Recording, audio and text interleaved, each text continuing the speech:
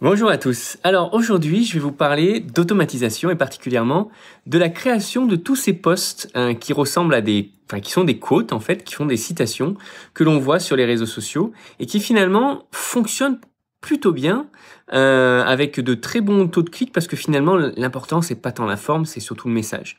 Et ce qui est pas mal, c'est qu'avec ces posts-là, on peut suivre le branding d'une marque, etc. et on peut le créer. Alors je me suis toujours posé cette question, je me suis dit un jour il faudra que je crée l'automatisation pour générer automatiquement tous ces posts-là, les fabriquer et comme ça on va pouvoir avoir une communication un peu massive. Et en fait, j'ai récemment réfléchi un peu à la chose et j'ai mis en place un système, mais on ne peut plus simple pour générer ces posts. Alors, vous devez peut-être utiliser Canva. Canva, et si jamais vous faites un peu de réseau social, c'est l'outil par excellence pour générer des posts, pour générer tout un tas de formats, etc.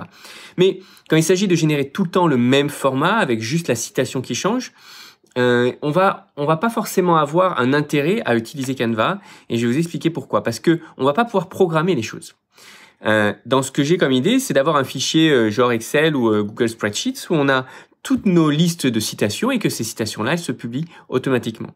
Là, ce que je viens à l'instant de faire là, ce matin, c'est que je viens de me créer un petit formulaire Google Form avec juste 2 champs, le nom de la citation et de qui la citation a été créée. Et automatiquement, maintenant, à chaque fois, je vais rentrer une citation qui me marque, je vais la poster sur ce formulaire-là et automatiquement, ça va me générer une image sur les réseaux sociaux, pardon, avec mon branding et directement, automatiquement. Alors, comment est-ce qu'on fait ça? C'est quoi la secret sauce? Eh ben, c'est très simple.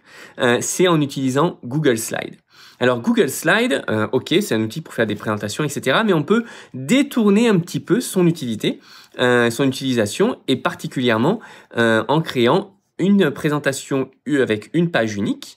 On peut aller modifier le format de cette présentation pour mettre exactement le format que l'on souhaite pour les réseaux sociaux. Donc, en l'occurrence, là, pour Instagram, j'ai fait un carré de 1080 par 1080. On ajoute à l'intérieur 2 petits champs entre double accolade en mettant le nom, donc la quote et de qui qui est à l'origine de cette citation.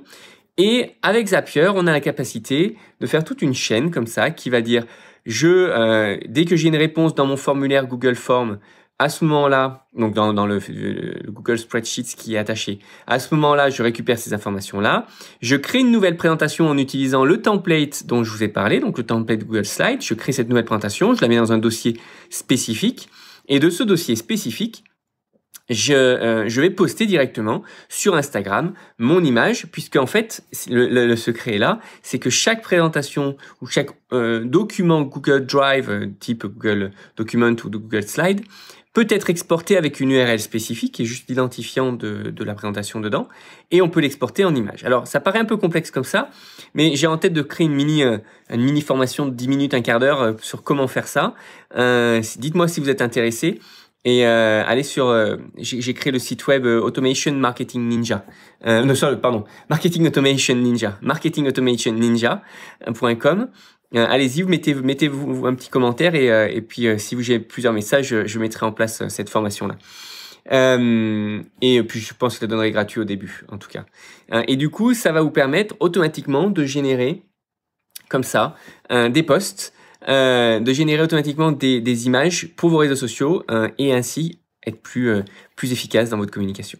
Voilà, j'espère que ça peut aider et pensez que ça peut être utilisé ensuite pour plein de choses, pour générer des thumbnails pour votre podcast. Par exemple, si vous avez un podcast et que vous voulez créer une image, publier un nouvel épisode, vous mettez le numéro d'épisode, etc. On peut imaginer plein d'autres solutions. Pensez bien que l'URL des Google Drive et Google Slide, on peut les exporter dans plein de formats et donc particulièrement en format JPEG ou PNG pour les utiliser sur les réseaux sociaux. Voilà, j'espère que cette petite astuce vous aura aidé. D'ici là, je vous souhaite une très belle journée et je vous dis à très bientôt.